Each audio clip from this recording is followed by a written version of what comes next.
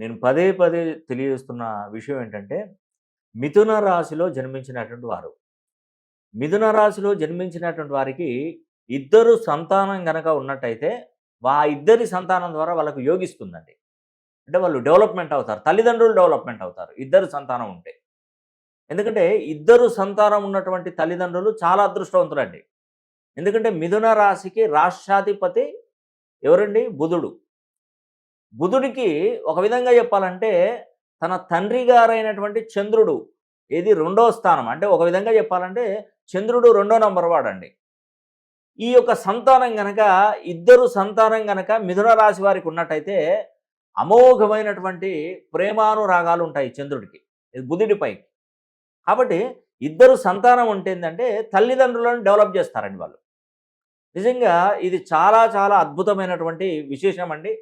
ఎందుకంటే తారా చంద్రుల కుమారుడు ఎవరంటే బుధుడు. అంటే రెండో నంబర్ అనేది చాలా అదృష్టంగా మారుతుంది. ఎవరికి మారుతుంది? మిథున రాశి వారికి. మిథున రాశి వారైనా పర్వాలేదు, కన్యా రాశి అయినా పర్వాలేదు. కన్యా రాశికి రాష్ట్రాధిపతి కూడా బుధుడే. కాబట్టి మిథున రాశిలో జన్మించినా, కన్యా రాశిలో జన్మించినా కూడా మీకు ఇద్దరు సంతానం గనక ఉన్నట్టయితే, ఆ ఇద్దరి సంతానం ద్వారా మీరు అదృష్టవంతులవుతారు. వీలైతే ఒకసారి మీ పిల్లల పేర్లు కూడా మంచి సంఖ్యాబలంలోకి